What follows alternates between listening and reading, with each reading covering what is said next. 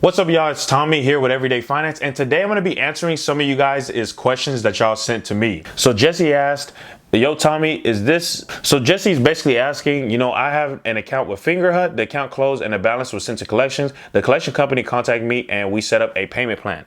I made 3 payments to collections before, and it went to my credit report and collection says that it was settled. This was in 2019. Last month I checked my report and they had 1 late payment from Fingerhut Web Bank. How is that possible?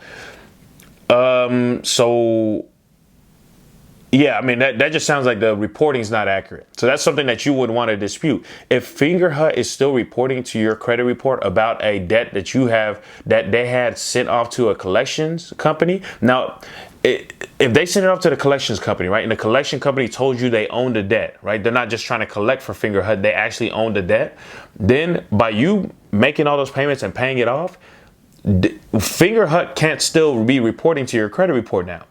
They should have already stopped reporting as soon as they sold that debt to the collection company. So all you need to do is I would just send out a letter getting it fixed. They shouldn't be saying that you have a late payment considering you're not paying them anymore, right? It should have been, normally they'll have it look as like a charge off.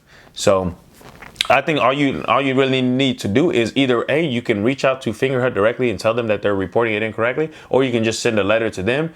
Or you can just go the route of sending a letter to the credit bureaus, asking them to verify that everything's showing correctly. And I have a letter in my other videos. Just check out the other videos on my channel. Just basically giving you access to that letter. The letter for that third option is going straight to the credit bureaus and asking them to verify the account.